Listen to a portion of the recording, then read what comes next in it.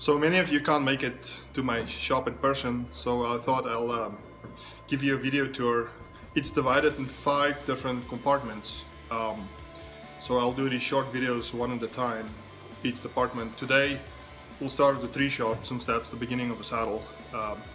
And to me that's the soul of a saddle. Anyway, enjoy. And go through the vinyl strip door, that's to keep the dust out. Speaking of dust, I have a giant vacuum suck up some of the dust while I'm working. It's still really dusty and loud in here. Planer, plane my forks down to thickness and even out the stock.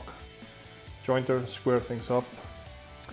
8-foot bandsaw with an in-arch table so I can fit my jigs and do all the work I need.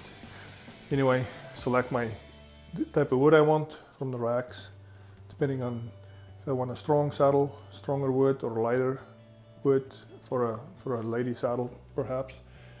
Cut it down on a chop saw to length, strip it on the table saw, which is acting as a table right now. The bars will be cut into slats like this. Forks and cannels, little blocks like this that I alternate and kind of puzzle together. Gets glued, laminated down. That's a bar. This is how the saddle tree will start out as. Big giant blocks of wood, 14 board feet. Take that, square it up in a nice clean block of wood. Now I can do the layout and cut a profile of a bar perhaps.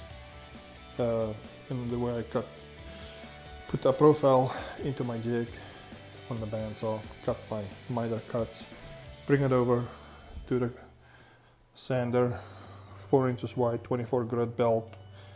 Do a lot of removal of the excess wood. Well, pretty much do all the removing of the wood with that thing. Get it to all the dimensions I want. Forks are carved out, cannels on that thing, same thing.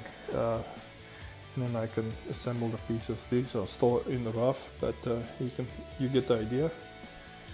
Metal horn, recessed, fits in there, epoxy down, bolted in. Obviously, different shapes and sizes for different applications. Or I can also carve it out of the same stock as the rest of the fork. That's just all done with rasp discs on a log grinder.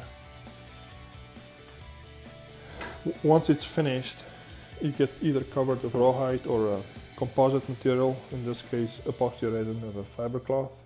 Keeps it nice and strong, stable.